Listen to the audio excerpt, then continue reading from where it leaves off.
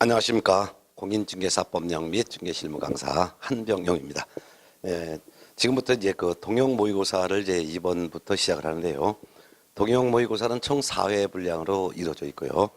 실제 시험 문제 난이도와 출제 유형을 그대로 접목했습니다.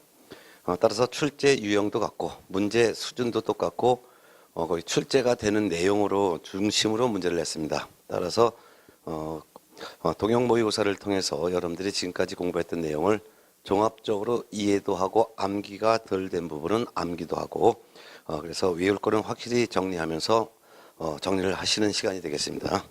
1회부터 해서 4회까지인데요. 1회부터 보도록 하겠습니다.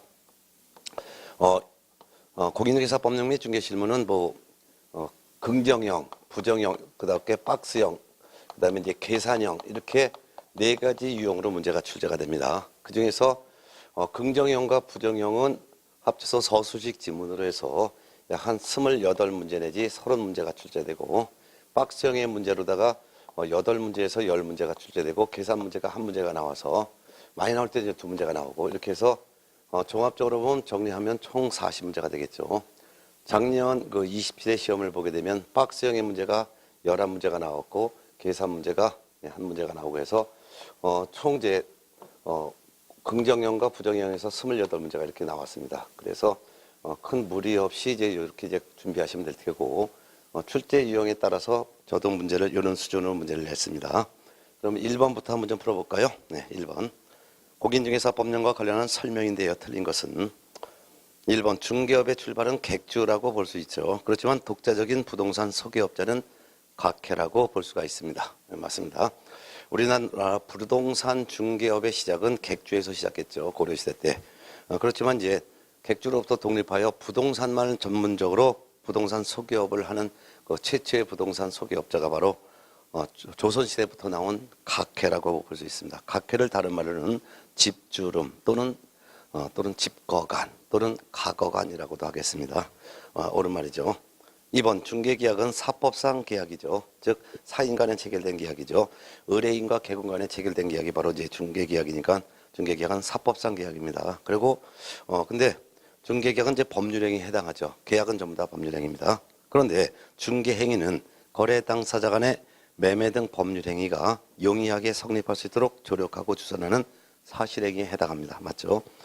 중개계약은 계약이기 때문에 법률행위지만 중개행위는 거래 당사자 사이에 개입해서 부동산에 대한 매매 계약이나 임대차 계약 등 법률행위가 성립할 수 있도록 보조해주는 사실행위에 해당하죠. 옳은 지문이고요. 3번 부동산 중개는 상법상 기본적 상행위로서 민사중개에 해당한다. 맞습니다. 상행위라는 것은 상인을 대상으로 중개하는 건데요. 그게 바로 이제 민사중개이면서도 또한 상행위입니다. 그래서 상행위는 상인이 하는 행위가 상행인데, 그래서 부동산 중개는 상법상 기본적 상행이다. 즉 개공은 직업이 상인입니다. 그렇기 때문에 개공이 하는 중개행위는 상법에 규정된 상행위에 해당되죠. 그렇지만 중개를 받는 대상자는 상인이 아니죠. 상인이 아닌 자를 대상으로 중개하는 것을 민사중개라고 하고 민사중개에 해당합니다. 그래서 개공 자신은 상인이지만 중개를 받는 거래 당사자는 상인이 아니기 때문에 민사중개에 해당한다. 옳은 지문. 4번 이법 즉 공인중개사법은 개업 공인중개사의 업무 등에 관한 사항을 정하여 그 전문성을 제공하고 부동산 중개업을 건전하게 육성하여 국민 경제에 이바지함을 목적으로 한다. 네, 틀린 지문인데요. 공인중개사법의 목적은 공인중개사의 업무 등에 관한 사항을 정한 거죠. 개업 공인중개사가 아니죠. 그래서 틀린 건 답 4번이 되겠습니다. 5번 공인중개사법 제2조 1호에서 말하는 그 밖의 권리로서 중개 대상인 권리에는 저당권 등 담보물권도 포함된다. 맞죠? 공인중개사법 2조 1호에서 중개라는 용어를 정의하고 있는데, 중개란 중개 대상물에 대하여 거래 당사자 간의 매매, 교환, 임대차, 그 밖의 권리의 득실, 변경에 관한 행위를 알선하는 것인데요. 매매, 교환, 임대차뿐만 아니라 그 밖의 권리 중에서는 지상권, 지역권, 전세권, 저당권, 근저당권 등도 포함되죠. 따라서 그 밖의 권리에는 저당권 등 담보물권도 포함됩니다. 이때 저당권 등 담보물권이라고 하는 것은 저당권 외에 가등기 담보권도 포함되고 근저당권도 포함되고 유치권 이전도 포함됩니다. 그렇지만 모든 담보물권이 포함되는 것은 아니므로 질권은 해당되지 않을 것입니다. 그래서 옳은 질문이 되겠고요. 정답은 4번입니다. 자, 2번 질문. 2번 문제.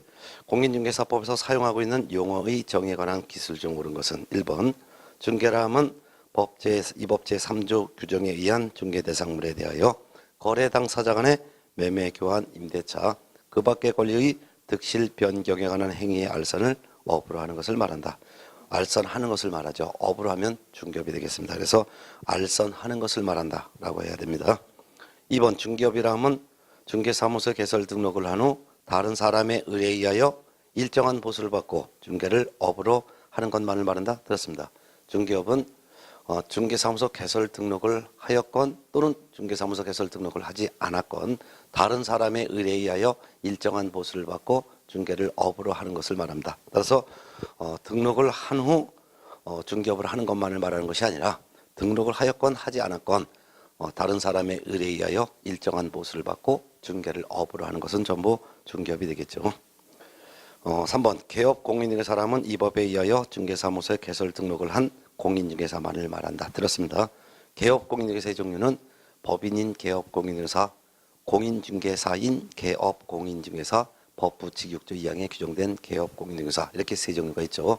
그중에서 공인중개사로서 중개사무소 개설 등록한 자도 있지만 공인중개사가 아닌 자로서 등록을 한 자도 있고 법인으로서 등록을 한 자도 있습니다. 따라서 개업 공인중개사람은 이 법에 의하여 중개사무소에 개설 등록을 한 자를 말한다 라고만 해야 될 것입니다.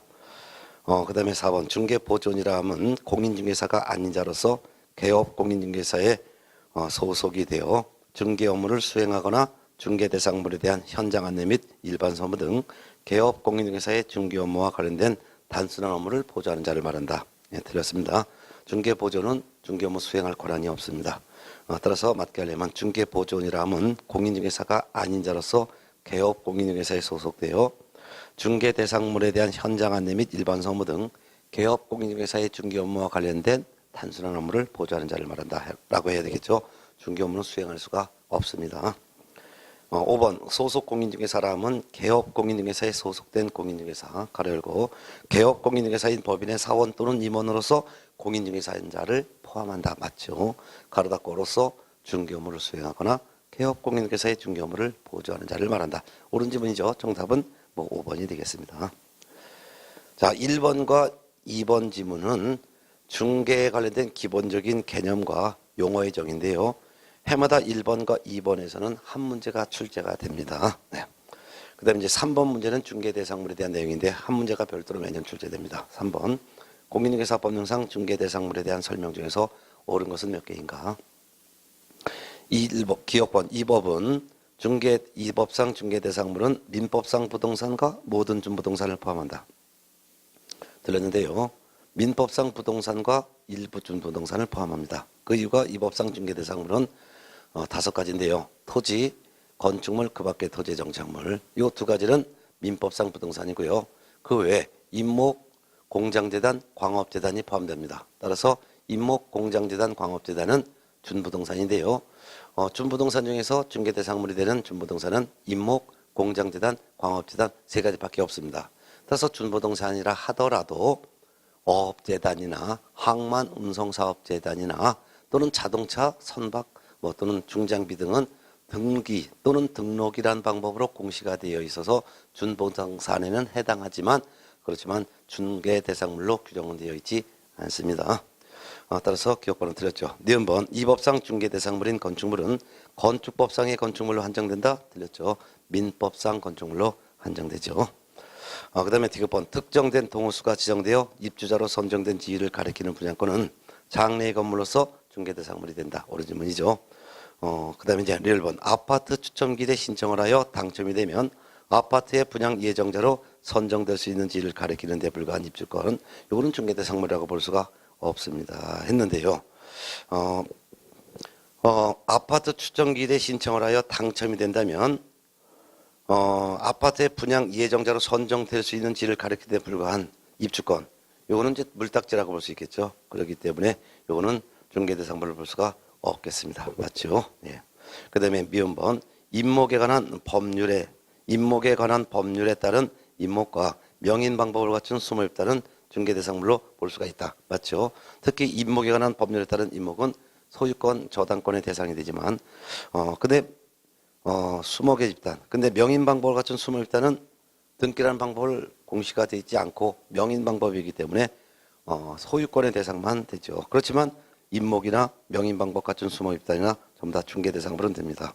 그래서 결국은 해당되는 것은 옳은 것, 디귿번, 특정된 동호수가 지정되어 입주자로 선정된 지위를 가리키는 분양권, 이거 중개 대상으로 되는 거 옳은 설명이고, 1번 아파트 추정기일에 신청을 하여 당첨이 된다면 아파트의 분양 예정자로 선정될 수 있는 지위를 가리키는 데 불과한 입주권은 중개 대상으로 될 수가 없다. 이고 그 다음에 면번 임목과 명인방법 갖춘 수목입단은 중개 대상물로 볼 수 있다. 그래서 3개가 되겠죠. 3개인데 답은 4번이 되겠습니다. 예. 그래서 정답은 3개. 디귿, 리을, 미음이 되겠습니다. 예. 그 다음에 4번 문제 보겠습니다. 공인중개사 정책심의위원회, 줄여서는 심의위원회라고 하는데요.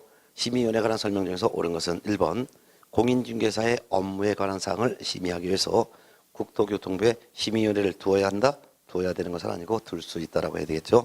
2번 공인중개사 심의위원회 구성 및 운영에 관하여 필요한 사항은 대통령령으로 정한다. 옳은 질문이죠. 정답은 2번. 3번 심의위원회 위원장과 위원은 국토교통부 장관이 임명하거나 위촉하며 위원회 임기는 2년을 하되 위원회 사임 등으로 새로 위촉된 위원회 임기는 전임 의원 임기에 남은 기간으로 한다. 다 옳은 질문인데 심의위원회 위원장은 국토교통부 장관이 임명 위촉하는 것이 아니라 심의위원회 위원장은 국토교통부 제1차관으로 합니다. 그래서 국토교통부 1차관이 자동적으로 심의위원회 위원장이 됩니다. 그렇지만 위원은 국토교통부 장관이 임명 위촉하죠. 따라서 맞게 하려면 심의위원회 위원장은 국토교통부 1차관이 되고 위원은 국토교통부 장관이 임명하거나 위촉한다. 그리고 뒷지문은 맞습니다.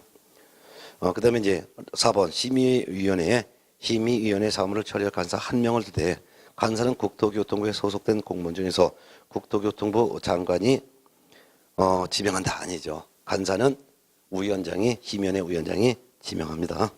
5번 공인중개사 정책심의위원회에서 심의한 사항 중 손해배상 책임의 보장 등에 관한 사항에 대해서는 시도지사는 따라야 된다. 따를 의미 없습니다. 공인중개사 심의위원회에서 심의한 사안 중에서 시도지사가 따라야 될 사항은 하나밖에 없습니다. 즉 공인중개사 자격시험 등 자격 취득에 관련된 사항 하나만 시도지사가 따를 의무가 있고 그 외에는 다른 심의사항은 따를 의무가 없습니다. 특히 공인중개사 정책심의위원회에서는 총 4가지 사항을 심의하는데 4가지 사항을 두 문자를 따라서 정리해드리면 자, 수, 성, 책 4가지입니다. 자, 공인중개사 시험 등 자격 취득에 관한 사항을 심의하고 그 다음에 수, 중개 보수 변경에 관한 사항을 심의하고 그 다음에 성, 중개업 육성에 관해서 심의하고 책, 손해배상 책임의 보장에 관해서 심의하는데요. 그 중에서 첫 번째 공인중개사 시험 등 자격 취득에 관련된 사항 요 심의사항은 시도지사가 따라야 될 의무가 있지만 그렇지만 다른 심의사항은 따를 의무가 없다라는 것을 구분해서 알아두시기 바랍니다. 정답은 2번입니다. 5번 문제 볼까요? 공인중개사 자격시험에 관한 설명이 다 옳은 것을 모두 고른 것은 기억번 시험은 매년 1회 이상 시행한다. 다만 시험 시행기과장은 시험을 시행하기 어려운 부득이한 사정이 있는 경우에는 심의위원회 사후 의결을 거쳐 당의원도 시험을 시행하지 아니할 수 있다. 다 맞는데 사후 의결이 아니라 사전 의결이죠. 그래서 사전 의결을 거쳐 미리 사전 의결을 거쳐 당의원도 시험을 시행하지 않을 수 있다라고 해죠. 여기서는 실제 시험에서는 사전이나 사후라는 말이 없이 의결을 거쳐 당의원도 시험을 시행하지 아니할 수 있다 해도 옳은 질문을 하시기 바랍니다. 그렇지만 의결은 사전 의결을 의미합니다. 사후 의결이 아닙니다. 니은번 시도지사가 시험 문제를 출제하려는 경우에는 공인중개사 정책심의위원회 의결을 거쳐야 한다. 거치지 않습니다. 국토교통부 장관이 직접 시험 문제를 출제하거나 시험을 시행하고자 할 때는 사전에 공인중개사 정책심의위원회 의결을 거쳐야 합니다. 그렇지만 시도지사는 원칙적인 시험 시행기관장이기 때문에 시도지사가 시험을 시행하려는 경우에는 심의위원회 의결을 거치지 않습니다. 디귿번 보겠습니다. 공인중개사 시험 시행기관장은 공인중개사의 수급상 필요하다고 인정하는 경우에는 심의위원회 의결을 거쳐 이때 의결도 사전 의결을 의미합니다. 선발 예정인원을 미리 공고할 수 있다 맞습니다. 특히 수급상 필요하면 선발 예정 인원을 미리 정해서 공고할 수 있다. 그래서 수급상 필요해서 숫자, 그 다음에 선발 예정 인원에서 선자 동그라면 수선 꼭 두 글자를 외워두시기 바랍니다. 디귿번 옳은 질문이고요. 1번 시험 시행기관장은 응시생의 형평성 확보 등을 위하여 필요하다고 인정하는 경우에는 심의위원회 의결을 거쳐 최소 선발 인원 또는 응시자 대비 최소 선발 비율을 미리 공고할 수 있다. 옳은 점이 되겠죠. 특히 응시생 형평성 확보에서 형평성 확보 밑을 주고 형자의 동그라미 최소 선발 인원 또는 최소 선발 비율에서 밑을 주고 채자의 동그라미 그래서 형체 그래서 형평성 확보를 위해서는 최소 선발 인원 또는 최소 선발 비율을 정해서 공고할 수 있다. 디귿번처럼 그다음에 수급상 필요하다면 수급상 필요 밑을 주고 숫자의 동그라미 그때는 선발 예정 인원을 미리 정해서 공고할 수 있다. 이렇게 해서 정리해 두시기 바랍니다. 디귿번과 리을번 두 개가 옳은 지문이죠. 미음번 봅니다. 국토교통부 장관 또는 시도지사는 합격자 결정 공고일로부터 1개월 이내에 공인회사 시험 합격자에게 공인회사 자격증을 교부해야 된다. 합격자에게 자격증을 교부하는 사람은 시도지사입니다. 국토교통부 장관은 자격증 교부 권한이 없습니다. 따라서 시도지사가 합격자 결정 공고일로부터 1개월 이내에 합격자에게 자격증을 교부해야 되겠죠. 결국 옳은 설명은 디귿번과 리을번 두 개고요. 답은 2번이 되겠죠. 네. 자, 그 다음에 이제 6번 문제를 풀어볼까요? 네. 문제 그렇게 어렵지 않고 여러분이 공부했던 내용만 차분하게 잘 정리하시면은 그렇게 좋은 점수를 누구든지 다 얻을 수 있습니다. 자, 6번 문제 볼게요. 공인중개사 법령상 법인의 중개사무소 개설 등록 요건 중에서 옳은 것은 다만 다른 법률 규정에 의하여 중개업을 할 수 있는 경우는 제외하고 문제를 풀어볼까요? 1번 건축물 대장 가로 열고 가설 건축물 대장을 포함한다 가로 닫고에 기재된 건물로 중개사무소에 대한 사용권 확보할 것 어디가 들었나요? 가로가 들었죠. 가설 건축물 대장을 제외합니다. 자, 그 다음에 2번 상법상 회사 또는 협동조합 기본법 제2조 1호에 따른 협동조합 가로 열고 같은 조라는 것은 협동조합 기본법 2조를 말하고 그 다음에 제3호에 따른 사회적 협동조합은 제외합니다. 가로 닫고 맞죠? 그 다음에 으로서 자본금이 5천만 원 이상일 것 옳은 지문 정답은 2번이죠. 따라서 상법상 회사인 경우에도 자본금은 5천만 원 이상이 되고 또는 협동조합 기본법 2조 1호에 따른 협동조합이라 하더라도 자본금은 5천만 원 이상이 되는데 사회적 협동조합은 등록을 할 수가 없는 법이니까 옳은 지문이 되겠습니다. 따라서 상법상 회사로서 자본금 5천만 원 이상이거나 또는 협동조합 기본법 2조 1호에 따른 협동조합으로서 자본금 5천만 원 이상이어야 된다는 뜻이죠. 하지만 사회적 협동조합은 비영리법인이기 때문에 중개사무소 개설 등록을 할 수가 없으므로 사회적 협동조합은 제외한다는 거 꼭 기억해 두세요. 특히 공인중개사 법령에서는 가로 안의 내용이 아주 중요하니까 가로 내용도 잘 신중하게 주의를 기울여서 문제 푸시기 바랍니다. 정답은 2번입니다. 3번 대표자 심표 이거는 대표자를 포함하여 그 뜻입니다. 대표자를 포함하여 대표자 및 그만이에요. 임원 또는 사원 가로 열고 사원이란 한 명회사 또는 합자회사의 무한책임사원을 말하는데요. 사원 3분의 1 이상이 실무교육을 받았을 것 아니죠. 실무교육은 대표자 임원 사원 전원이 실무교육을 받아야 합니다. 그 다음에 이제 4번 중개업만을 영위할 목적으로 설립된 법인일 것 아니죠. 중개업 외에 법 14조에 규정된 업무로서 관리 대행이나 상담이나 경영기법 제공이나 분양 대행이나 이사업자 등의 소개나 경공매 업무를 할 목적으로 설립돼도 됩니다. 따라서 중개업만이 아니라 법 제14조에 규정된 업무만이라고 해야 되겠죠. 법 제14조에 규정된 업무만 영위할 목적으로 설립된 법인 것. 법 제14조에 규정된 업무란 중개업, 그다음에 관리대행, 상담, 경영기법 제공, 분양대행, 이사업자 등의 소개, 경공매 업무가 들어갑니다. 그래서 법 14조에 규정된 업무만 영위할 목적으로 설립된 법인 것이라고 해야 옳은 점이 되겠죠. 그 다음에 이제 5번 대표자는 공인중개사가 아니어도 되나 대표자를 제외한 임원 또는 사원의 3분의 1 이상이 공인중개사일 것. 앞지문 들었네요. 대표자는 공인중개사이어야 하고 라고 해야 되겠죠. 뒷지문은 맞습니다. 대표자를 제외한 임원 또는 사원의 3분의 1 이상이 공인중개사일 것은 맞지만 대표자는 반드시 공인중개사이어야 됩니다. 따라서 옳은 설명은 2번이죠. 6번과 같은 법인의 등록 기준은 거의 매년 출제가 되니까 올해도 꼭 나올 것 같습니다. 7번 문제 볼게요. 공인중개사 법령상 등록 등의 결격사에 관한 설명으로 옳은 것 O, 틀린 것 X 바르게 표시가 된 것을 찾습니다. 기억본 금고 이상형의 집행유예 또는 선고유예를 받고 그 유예 기간 중에 있는 자는 결격사에 해당한다. 집행유예 기간 중에 있는 자는 결격사에 해당되나 선고유예 기간 중에 있는 자는 결격사에 해당하지 않습니다. 4번 금고 이상형의 실형을 선고받았으나 특별 사면 또는 일반 사면을 받아 집행이 면제된 자는 그 집행이 면제된 날로부터 3년이 경과되어야 개공 등이 될 수 있다. 일반 사면을 받아서 집행이 면제된 자는 그 집행이 면제된 날로부터 3년이 경과되어야지만 개업 공인중개사 등이 될 수가 있습니다. 그렇지만 일반 사면을 받아 집행이 면제된 자는 즉시 개업 공인중개사 등이 될 수가 있습니다. 디귿번 파산 선고를 받고 복권되지 아니한 자 및 개인회생 인가 결정을 받은 자는 결격사에 해당한다. 파산 선고를 받고 복권되지 아니한 자는 결격사에 해당합니다. 그렇지만 개인회생 인가 결정을 받은 자는 결격사에 해당하지 않습니다. 1번 이 법 또는 다른 법 위반으로 300만 원 이상의 벌금형을 선고받고 3년이 경과되지 아니한 자는 결격사에 해당한다. 이 법 즉 공인중개사법으로 위반하여 300만 원 이상의 벌금형을 선고받은 자는 벌금형 선고를 받고 3년간은 결격사에 해당합니다. 따라서 공인중개사법 위반으로 300만 원 이상의 벌금형을 선고받고 3년이 경과되지 아니한 자는 결격사에 해당하죠. 그렇지만 다른 법 위반으로 벌금형 선고받은 사람은 벌금 액수가 300만 원 이상이건 또는 300만 원 미만이건 다른 법률 위반으로 벌금형 선고받은 사람은 결격사유에 해당하지 않습니다.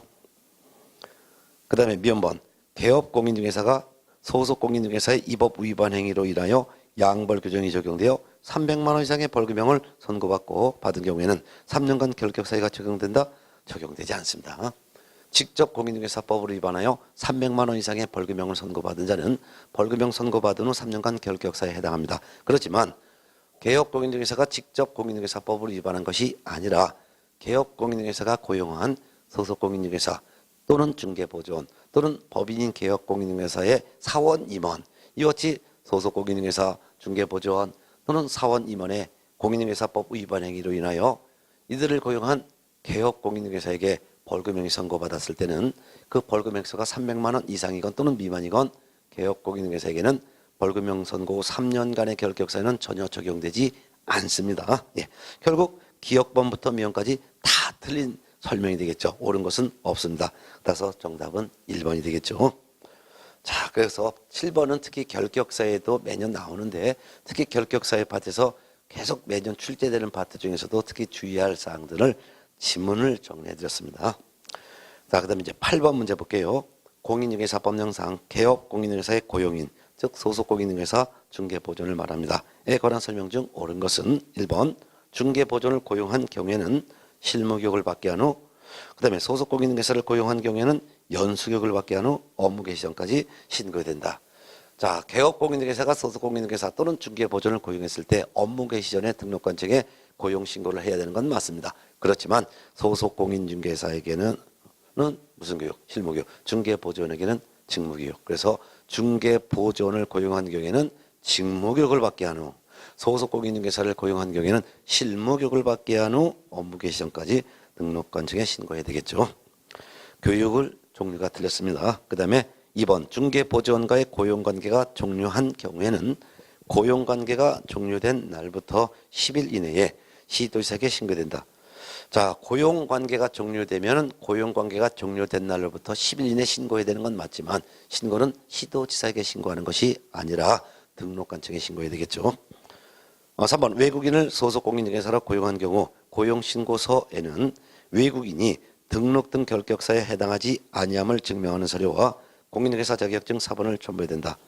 공인중개사 자격증 사본은 일체 제출하지 않습니다.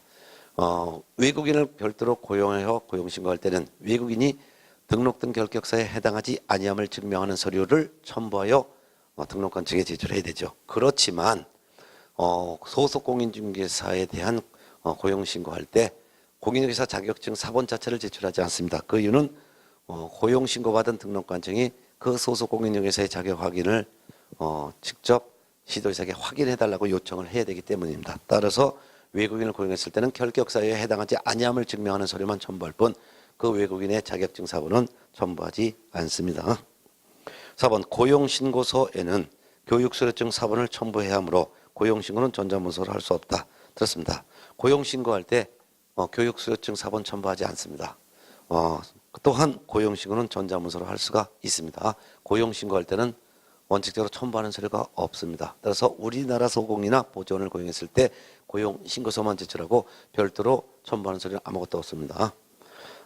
따라서 교육수료증도 첨부하지 않습니다. 따라서 고용신고는 전자문서로 할 수 있다라고 해야 되겠죠. 예. 그 다음에 5번 소속 공인중개사 고용신고를 받은 등록관청은 공인중개사 자격증을 발급한 시도지사에게 그 소속 공인중개사의 공인중개사 자격 확인 요청해야죠.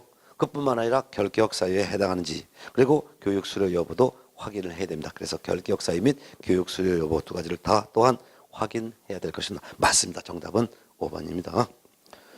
고용인 파트가 작년과 달리 올해 이제 개정됐기 때문에 개정된 내용 잘 알아두시기 바랍니다.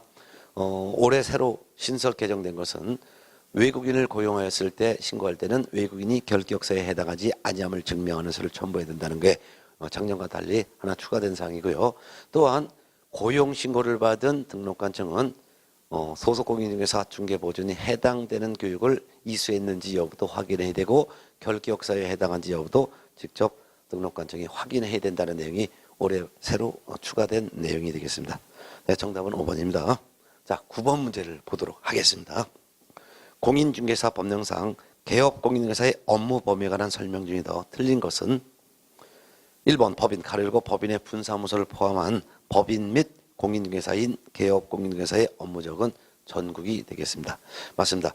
업무지역에 대해서는 공인중개사법의 명문에 제한 규정이 없습니다. 그렇기 때문에 법개공의 업무지역도 전국, 공개공의 업무지역도 전국, 분사무소의 업무지역도 전국입니다. 전국이라는 것은 전국에 소재한 토지, 건물, 임목, 공장재단, 광업재단, 즉 전국의 중개대상물을 중개할 수 있다는 뜻이죠. 1번 옳은 질문이고요. 2번 법인인 개업 공인중개사에 소속된 소속공인중개사의 업무적은 전국이다. 맞습니다. 소속공인중개사와 중개보존의 업무적은 이들을 고용한 개업공인중개사의 업무적과 똑같습니다. 3번 법부칙 6조 2항에 규정된 개업공인중개사의 업무적은 당해중개사무소가 소재하는 시군구로 한다? 아니죠. 특광도로 한다. 특광도를 시도라고도 합니다. 그래서 특별시, 광시, 도를 업무지역 관할구역으로 합니다. 틀린 거 답 3번이죠. 4번 법부칙 6조 2항에 규정된 개공이 이 법에 규정된 부동산 거래정보망에 가입하고 이를 이용하여 중개하는 경우에는 당해 정보망에 공개된 관할구역 외 관할구역이란 다른 다른 시도 즉 다른 특별시, 광시도 자기 사무소가 소재하는 특광도가 아닌 다른 특광도를 말합니다. 그래서 관할구역 외란 다른 특광도의 그 말입니다. 중개대상물에 대해서도 이를 중개할 수가 있죠. 맞습니다. 그 말은 정보망에 정보를 올린 다른 개공과 정보망에 공개되어 있는 정보를 본 부칙 6조 2항의 개공이 같이 공동 중개할 수 있다 뜻이 되겠죠. 옳은 질문이 되겠습니다. 5번 개업 공인중개사의 종별에 따라 중개할 수 있는 중개대상물의 범위는 차이가 없다. 맞습니다. 동일하다는 뜻이죠. 그 말은 법인인 개업 공인중개사 즉 법개공, 공인중개사인 개업 공인중개사 줄여서는 공개공, 법부칙 6조 2항에 규정된 개업 공인중개사 줄여서 부개공, 이들은 중개할 수 있는 물건의 종류가 토, 건, 입, 공광 동일합니다. 토, 건, 입, 공광, 토, 토지, 건, 건축물, 그 밖의 토지 영상물, 입, 임목, 공, 공장재단, 광, 광업재단 동일합니다. 정답은 3번입니다. 틀린 거 답 3번. 10번 문제를 보도록 하겠습니다. 공인중개사법령상 중개사무소 설치에 관한 설명 중에서 옳은 것은 1번 개인인 개업공인중개사는 등록관청의 허가를 받아 둘 이상의 사무소를 둘 수 있다. 들었습니다.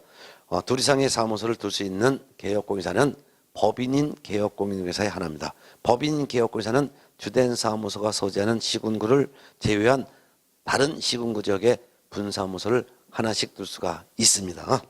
그렇지만 개인인 개업공인사, 예를 들면 법인인 개업공인중개사와 공인중개사인 개업공인중개사를 말하는데 법개공과 공개공은 둘 이상의 사무소를 둘 수가 없습니다. 등록관청의 허가를 받을 수도 없지만 설령 등록관청의 허가를 받았다 하더라도 둘 이상의 사무소를 설치할 수는 없습니다. 만일 둘 이상의 사무소를 둔다면 이 개공의 등록을 취소할 수 있으며 또한 1년 이하의 징역 또는 1,000만 원 이하의 벌금 중에 하나의 행정형벌까지 부과하게 됩니다. 2번 법인인 개업공인회사 즉 법개공은 대통령령이 정하는 기준과 절차에 따라 등록관청에 신고하고 그 관할구역 안의 지역에 분사무소 둘 수 있다. 그 관할구역 안에는 분사무소 둘 수 없고 그 관할구역 외의 지역에 즉 등록관청 관할구역 밖의 지역에 분사무소를 둘 수 있을 뿐입니다.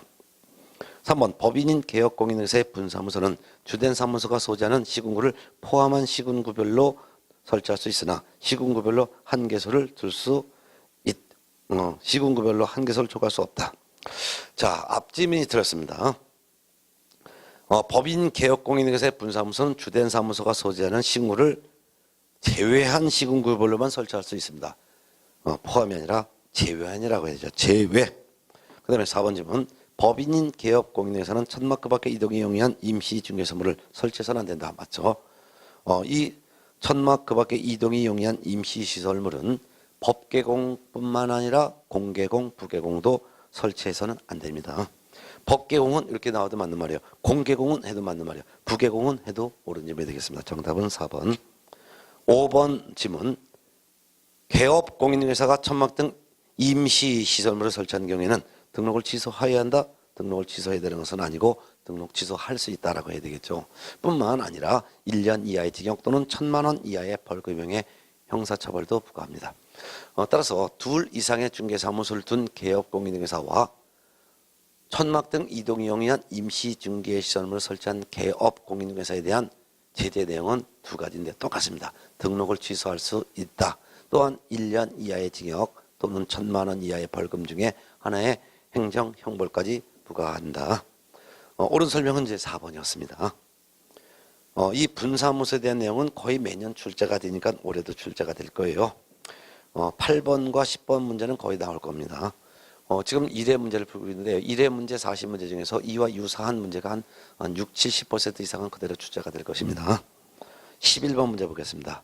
공인중개사법령상 중개사무소의 명칭과 5개 건물의 성명 표기에 관한 설명이다. 옳은 것은 1번 법인 및 공인중개사인 개업공인중개사는 그 사무소 명칭에 공인중개사 사무소라는 문자를 사용하여야 한다. 아닙니다. 반드시 공인중개사 사무소라는 명칭을 사용해야 되는 의무는 없고요. 공인중개사 사무소 또는 부동산중개라는 문자를 사용해야 합니다. 따라서 법개공과 공개공 사무소 명칭 즉 상호에 공인중개사 사무소라는 문자를 사용해도 되고 부동산중개라는 문자를 사용해도 됩니다. 그래서 공인중개사 사무소 또는 부동산중개라는 문자를 사용해야 된다라고 해야만 맞습니다. 2번 법부칙 6조 2항에 규정된 개업공인회사가 그 사무소 명칭에 공인중개사 사무소라는 문자를 사용하면 1년 이하의 징역 또는 1,000만 원 이하의 벌금에 처해진다. 아닙니다. 100만 원 이하의 과태료가 부과됩니다. 법개공이건 공개공이건 부개공이건 법정 문자 사용 의무를 위반한 경우에는 100만 원 이하의 과태료가 부과됩니다. 법부칙 6조 2항에 규정된 개업공인회사는 공인중개사가 아닌 자이므로 공인중개사 사무소라는 문자를 사용하여서는 아니 되고 부동산중개라는 문자를 사용해야 됩니다. 그런데 부개공이 공인중개사 사무소라는 문자를 사용한 것은 이거는 이 사람 자체가 공인중개사 자격은 없지만 개업공인중개사입니다. 그렇기 때문에 1년 이하의 징역이 아니라 100만 원 이하의 벌금, 100만 원 이하의 과태료에 부과된다라고 해야죠. 1년 이하의 징역 또는 1,000만 원 이하의 벌금에 처해지는 것이 아니라 바로 이제 100만 원 이하의 과태료가 부과된다라고 해야죠. 자, 그 다음에 3번 질문. 개업공인중개사가 아닌 자는 부동산 중개와 유사한 명칭을 사용하여서는 아니 된다. 맞습니다. 개업공인중개사가 아닌 자는 공인중개사 사무소라는 명칭을 사용하여서도 아니 되고 부동산 중개라는 명칭을 사용하여서도 아니 되고 이와 유사한 명칭을 사용하여서도 아니 됩니다. 이를 위반하여 사용하면은 개업공인회사를 사칭한 것으로 보아 1년 이하의 징역 또는 1,000만 원 이하의 벌금형에 처합니다. 옳은 설명 답 3번 나왔네요. 4번 질문. 법인인 개업공인회사의 분사무소에 5개 광고문을 설치하는 경우에는 대표자 및 책임자의 성명을 표기된다. 분사무소잖아요. 분사무소 설치하는 5개 광고문에는 책임자의 성명을 표기해야 됩니다. 대표자의 성명은 표기하지 않습니다. 특히 개업공인중개사가 설치한 5개 광고물인 간판 등에는 등록증에 표기되어 있는 개업공인중개사의 성명을 표기해야 될 의무가 있고 그 외 연락처라든가 또는 등록번호를 추가로 표기할 의무는 없습니다. 특히 분사무소에 설치한 5개 광고물에는 책임자의 성명을 표기해야 될 의무가 있다는 거 꼭 알아둬야 되겠죠. 그렇지만 책임자 성명 외에 연락처, 등록번호 등은 추가로 표기할 의무가 없습니다. 성명 등을 표기하지 않거나 또는 거짓 성명을 표기했을 때 이때는요 간판 철거 명령까지 받을 수가 있습니다. 네. 5번 개업공인중개사가 가로형 간판에 성명을 거짓으로 표기한 경우에 시도지사는 간판의 철거를 명할 수 있다. 간판 철거 명령할 수 있는 것은 맞지만 시도지사가 철거를 명하는 것이 아니라 등록관청이 간판의 철거를 명할 수 있다라고 해야 되겠죠. 예. 결국은 옳은 설명은 3번이 되겠습니다. 자, 12번 문제 볼까요? 12번. 공인중개사법령상 개업공인중개사가 지체 없이 간판을 철거하여야 하는 사유로만 묶은 것은 공인중개사법령상 개업공인중개사가 자진해서 지체 없이 간판을 철거해야 되는 사유는 세 가지밖에 없는 거 외워두셨죠? 세 가지 이패취가 됩니다. 이전 신고, 그다음에 폐업 신고, 취 등록 취소 처분 받은 경우 이때는 지체 없이 간판을 철거해야 될 것입니다. 기업번 등록관청에 중개사무소 이전 사실 신고한 경우 이패취에서 여기에 해당되죠. 2번 등록관청에 휴업 사실을 신고한 경우 이때는 간판 철거 의무가 없습니다. 왜? 휴업 신고했다가 그 다음날 재개 신고하여 또 다시 바로 재개할 수가 있기 때문이죠. 그럼 간판 철거하고 부착하고 비용만 들어가죠. 휴업 신고하였을 때는 간판 철거 의무 없습니다. 디귿번 등록관청에 폐업 사실을 신고한 경우 폐업 신고했으면 중개 못하죠. 그러니까 간판 지체 없이 철거해야 합니다. 이패취에서 폐 여기에 해당되죠. 1번 중개사무소 개설 등록 취소 처분을 받은 경우 등록 취소 처분 받았으면 개공이 아니죠. 중개 못하죠. 그러니까 간판 철거해야죠. 이패 취소 취 등록 취소 처분을 받은 경우 간판 지체 없이 철거해야 된다. 맞습니다. 미음번 업무정지 처분 받은 경우 이때는 간판 철거 의무가 없습니다. 업무정지 처분은 6월 범위 안에서 업무정지 처분을 받게 되는데요. 짧으면 15일 업무정지도 받을 수 있습니다. 근데 업무정지 15일 받았다 해서 간판 철거하느냐고 돈 들어가. 다시 부착하느냐고 또 부착비 들어가면 너무 돈이 들어가죠. 그래서 업무정지 처분 받은 경우에도 간판 철거 의무가 없습니다. 결국 지체 없이 개공이 간판을 철거해야 되는데 간판 철거에 대한 사유는 기역, 디귿, 리을 정답은 5번이 됩니다. 특히 간판 철거 지체 없이 해됨에도 불구하고 간판을 철거하지 않았을 때는 등록관청이 행정대집행법에 따라 대집행할 수 있습니다. 13번 문제 보겠습니다. 공인중개사법령상 인장 등록에 관한 설명인데요. 옳은 것을 모두 고른 것은 기억번 개인인 개업 공인중개사 즉 공개공과 부개공을 말합니다. 공개공과 부개공 즉 개인인 개공은 가족관계 등록부 등의 성명이 나타나 있는 인장으로서 그 크기가 가로 세로 각각 10mm 이상 30mm 이내의 인장을 등록해야 된다. 그렇죠. 10이 아니라 7이죠. 7mm 이상 30mm 이내의 인장을 등록해야 합니다. 2번 법인인 개업 공인중개사의 인장 등록은 상업등기 규칙에 따른 인감증명서의 제출로 가름한다. 맞습니다. 그 이유가 법인인 개업 공인중개사가 등록해야 할 인장은 상업등기 규칙에 따라 상업등기 규칙에 따른 법인의 인장을 등록해야 합니다. 법인인 개업 공인중개사는 상업등기 규칙에 따른 법인의 인장을 등록해야 되기 때문에 이 도장이 법인 인감도장이라는 것을 증명하기 위해서 인장 등록하는 방법은 인감증명서 제출로 가름합니다. 자, 니은번 옳은 질문이죠. 디귿번 개인인 개업 공인중개사 즉 공개공, 부개공 및 소속 공인중개사의 인장 등록은 인감증명법에 따른 인감증명서의 제출로 가름한다. 들었죠? 공개공, 부개공, 소공은 자신의 성명이 나타나 있는 인장을 등록하면 됩니다. 반드시 인감도장을 등록할 의무는 없습니다. 단지 크기만 가로 크기, 세로 크기 각각 7mm 이상 30mm 이내로 제한을 두고 있을 뿐이죠. 그래서 공개공, 부개공, 소공이 인장 등록하는 방법은 인감증명서를 제출하는 것이 아니라 인장 등록 신고서 제출에 따른다 해야죠. 인장 등록 신고서 제출에 따른다. 그 다음에 리얼번 개인인 개업, 리얼번 개업 공인중개사는 이때 기업공인중개사는 법개공, 공개공, 부개공 다 포함됩니다. 등록한 인장을 변경한 경우에는 변경일로부터 10일 이내 그 변경된 인장을 등록관청에 등록해야 된다. 10일이 아니라 7일 이내에 등록해야 되겠죠. 개공뿐만 아니라 소공도 마찬가지입니다. 개공이건 소공이건 등록한 인장을 변경한 경우에는 변경일로부터 7일 이내에 그 변경된 인장을 등록관청에 등록을 해야 될 것입니다. 결국 옳은 설명은 니은번 하나밖에 없죠. 정답은 3번이 되겠습니다. 14번 문제 한 문제 풀고 잠시 쉬었다 풀겠습니다. 14번 공인중개사법령상 임대차에 대한 전속중개계약에 관한 설명으로서 옳은 것 O, 틀린 것 X, 바르게 짝짜진 것. 여기서는 이제 전속중개계약인데요. 임대차에 대한 전속중개계약이라는 것을 딱 밑줄 치고서 문제 풀기 바랍니다. 임대차인 경우는 공시시간은 공개하지 아니할 수 있다는 거 이것도 알아둬야 되겠고. 자, 기억번. 개업 공인중개사는 전속중개계약 체결 후 7일 이내에 당해 중개 대상물에 관한 각 권리자의 주소, 성명 등 인적사항에 관한 정보를 공개해야 된다. 인적사항은 공개해서는 안 되죠. 물론 매도에 대한 전속중개계약이건 임대차에 대한 전속중개계약이건 개공은 전속중개계약 체결 후 7일 이내에 장애 중개 대상물에 관해서 이를 공개해야 되는 건 맞습니다. 근데 다만 각 권리자의 주소, 성명 등 인적사항에 관한 정보는 공개하여서는 안 됩니다. 1번 개업 공인중개사는 2주일에 1회 이상 업무 처리 사항을 의뢰인에게 문서로 통지해야 된다. 옳은 질문이죠.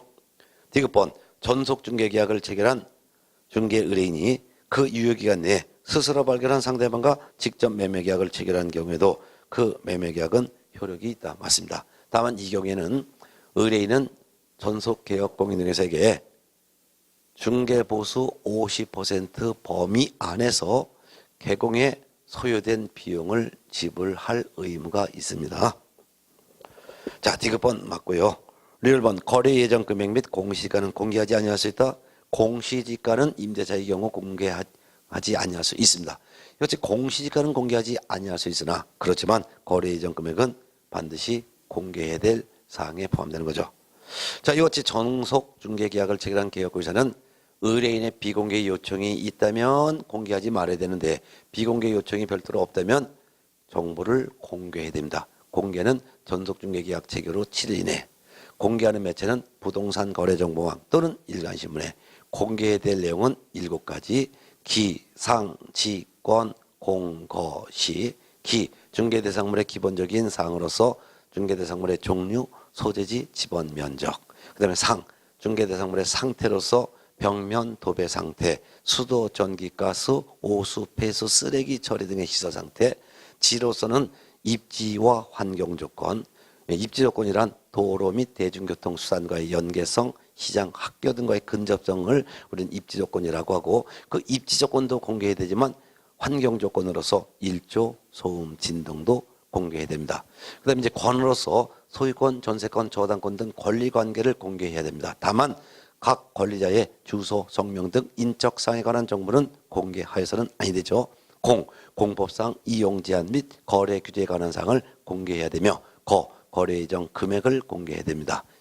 공시지가를 공개해야 됨이 원칙이지만 다만 임대차에 대한 전속중개계약의 경우에 한해서는 공시지가만은 공개하지 아니할 수가 있다. 이렇게 정리하셔야죠. 그럼 결국은 기억번 X, 니은 O, 디귿번도 O, 리을번 X. 정답은 4번이 되겠습니다. 자, 이번 시간에 이렇게 40문제 중에서 1번부터 14번까지 풀어드렸고요. 앞에 문제가 좀 비교적 법령이 주의만 기울이면 다 맞출 수 있는 문제로 쉽게 출제했으니까 좀 아마 쉽게 문제를 풀으셨을 거예요. 잠시 쉬었다가 15번부터 또 한 문제를 풀어보도록 하겠습니다. 15번부터 나머지 한 15문제 정도가 공인중개사 법령 쪽의 문제고요. 그래서 둘째 시간에는 공인중개사 법령 부분의 문제를 정리하고 나머지 세 번째 시간에는 부동산 거래 신고 등에 관한 법령의 문제와 중개실무 파트를 풀어보도록 하겠습니다.